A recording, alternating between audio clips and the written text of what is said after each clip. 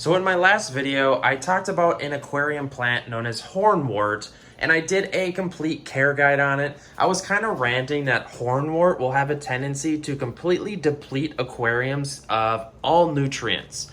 Let's zoom in a little bit. And what happened was I was floating the hornwort at the top of the tank, and you can see all the stem plants and everything else kind of just died off, which sucks, but that's what hornwort does. They use it at wastewater treatment centers so that they can just filter so much amountage of water, if that makes any sense. So today's video, this one's going to be really simple. Hornwort lighting requirements, and propagation. First of all, lighting requirements. I would say that hornwort prefers a higher intensity light, which is also known as lumens. The amount of lumens, the better. This is a 4K shop light, so these super bright lumen LEDs are going to do tremendously well for hornwort aquarium plants. And a lot of times what people do is they float hornwort, and it kind of sucks because what it does is it steals all the ultraviolet rays from the other plants. But, you know, there's not a lot of it in this aquarium right now. And what happens is hornwort grows so fast usually that you can't even keep up with it. So, and that's on to my next topic. As far as propagating this stuff, literally all you have to do is kind of just like rip off a section, and that's why this stuff is invasive. What happens is an animal goes into the waterway and a little piece gets caught on its, it's fragile and it kind of just breaks away, and then it gets caught on in its hair and its feathers, on its legs, what have you, and then it goes to the next waterway. And that's literally all it takes because it's that invasive, and that's what a lot of these invasive plants do, kind of like duckweed.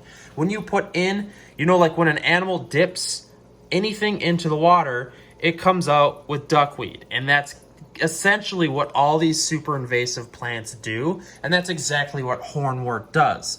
So if you're looking to have like a better looking aquarium, what I would advise doing, here I'll show you exactly what I would do, is I would rip apart the stems, or if you already bought it that way, that's completely fine. What I would do is plant it. Even though it doesn't get its nutrients from the substrate, you can still plant it, and it actually looks like a normal plant, and it's gonna it's gonna look better that way, in my personal opinion, than just floating. And that way it's also not going to completely smother out all the other plants of lighting. See, I just planted it in the substrate. You can barely see it with all this Valsnaria in the way, but I did plant it, and it works. It looks the best that way.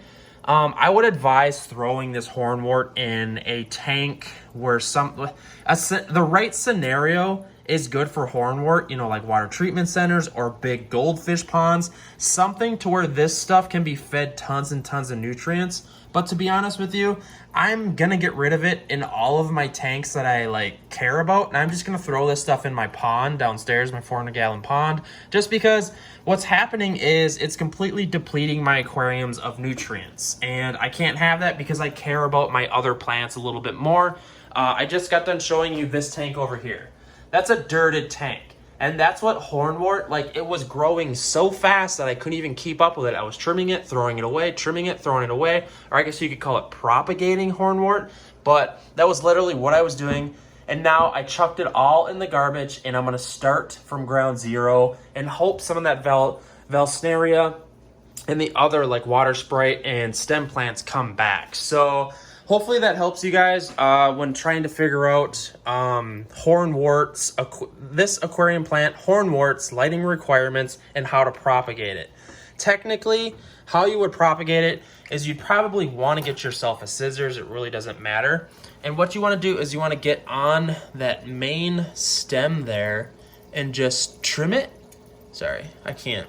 It's hard to hold the camera and do this. Any scissors will work. Trim it. And then literally you have yourself a new plant that you can throw into another aquarium or sell it. I don't know a lot of people that buy this stuff. Usually friends just give it away.